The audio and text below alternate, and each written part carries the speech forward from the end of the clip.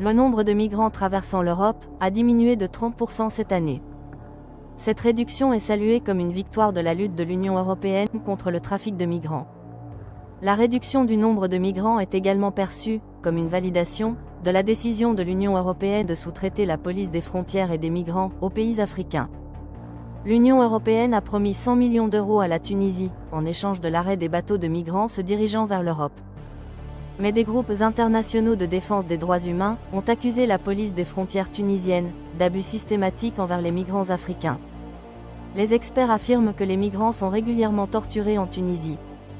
Les Africains étaient également régulièrement battus et jetés dans le désert avec peu de nourriture et d'eau. Il existe également de nombreuses allégations selon lesquelles les patrouilles frontalières tunisiennes soumettraient des femmes et des enfants à des violences immorales terrifiantes. Les critiques dénoncent l'Union européenne pour sa complicité dans de telles violations des droits humains. Ils se plaignent de la mentalité de « forteresse Europe » de l'Union européenne, a déjà transformé la mer Méditerranée en un cimetière flottant.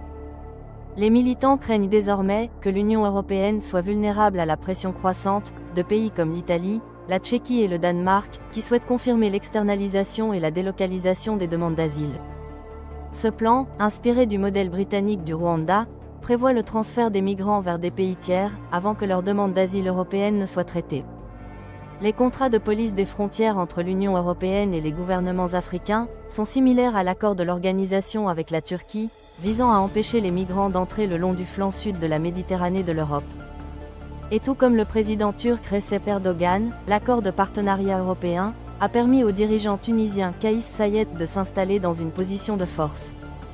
Soit l'Europe continue d'arroser son régime de millions d'euros pour maintenir les migrants subsahariens en Afrique du Nord, soit le gouvernement tunisien déclenche un raz-de-marée migratoire sur l'Europe, avec des conséquences prévisibles.